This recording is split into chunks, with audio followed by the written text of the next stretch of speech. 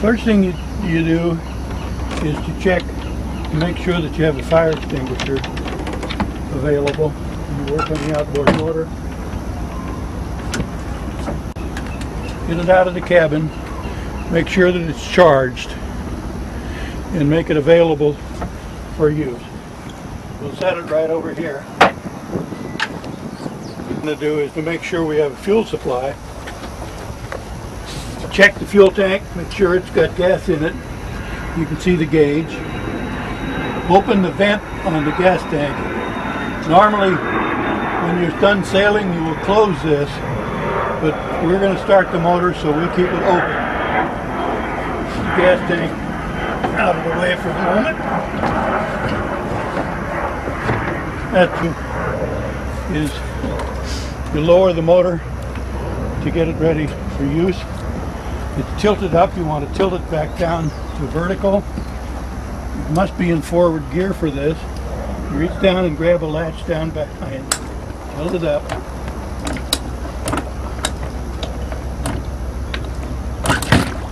And then tilt it down to the vertical. And then you lower it into the water.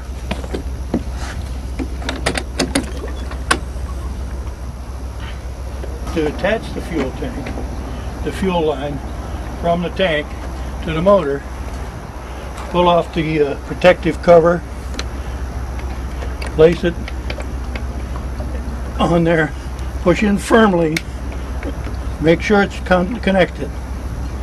Okay. The next step will be to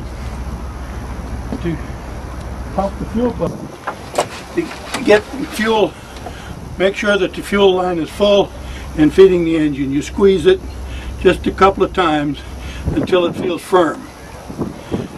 Step is to check the things that have to be in the proper order to start the motor. First is it has to be in neutral gear. You shift the lever,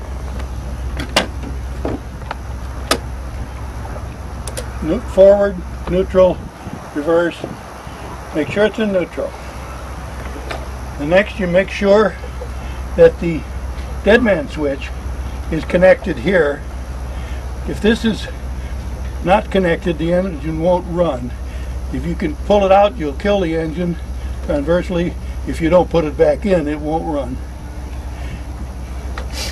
Sometime to kill the engine, one of the ways you do it is you just push on that button, and that will kill it. You won't have to take it off. The next thing you want to do is to make sure that the flushing line, the valve on it, is perpendicular to the line of flow, so that you, in other words, it's shut off so that the water from cooling water in the engine won't run out this way. That's only used later when we flush the motor. The next thing we do is we pull the choke out. Now occasionally the motors are warm enough from running or on a warm day that they may not need a choke. But if it's cold, you probably pull out the choke until you start. Today I'm going to make the first couple of tries with the choke in, just to see if it worked on this warm day. Next thing you do is you set the throttle in the start position. There's a little mark here on the handle, the little stars. You line them up for starting. Now, this engine also has an internal tank. Now the internal tank, we're not using it today, so we want to make sure it's shut off. The vent should be closed, and this little lever on the side, which is a tank selector, should be horizontal. If we were to use the internal tank, then we would not connect the external. Then we would open the vent cap and open this lever down. But we're using internal or external fuel today, so we won't do that. Okay, now we should be ready to start. What I recommend is that you pull it through easily to make sure, slowly to make sure that it's in forward gear before you pull it hard. Okay, now I'm going to pull it to start.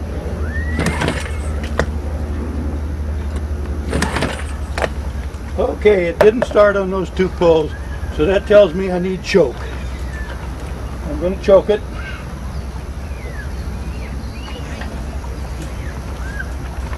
And here we go again. Yes, that's what it means, choke. As soon as it starts, look for the water in the back. And then move the choke part way in. See the water flow out the back?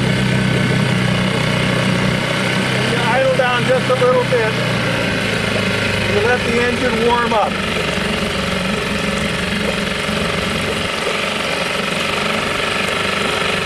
Get it? Okay.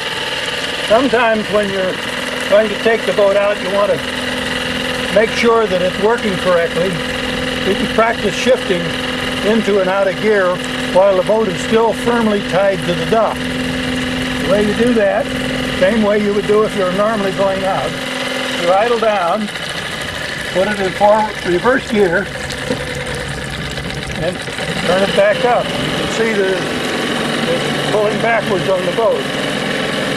Okay, you idle it down again, shift it back into neutral, and shift it into forward, and again. As long as the boat's tied down, we can do this. So the motor's working very well. It's not a good idea to leave it at low idle all the time. It tends to load up. But you can turn it down there and then back up. It'll be all right. Okay. Now, in order to stop the motor, the easiest way to do it is idle it down and just push on the kill button right on the front of the motor. And that will stop the motor. Now, sometimes if you want to run the fuel out, you disconnect the line and let it run out. And then it's the same effect, but you have less fuel left in the carburetor. If you're going to leave it for a long time, pulling the line off and letting it run out is a better way. But for normal daily usage, just push this button. Do not pull the choke out to kill the motor. That makes it very difficult for the next person to start it. Okay, now that we've stopped, we want to raise the motor back up. We'll disconnect the fuel line. And then, in order to tilt the motor, it must be in forward gear. First, we'll raise it out of the water, and then we'll shift it into forward gear, and put our little cover on the fuel connector to keep it clean so it doesn't get dirty. Then you just tilt the motor up, and that's it.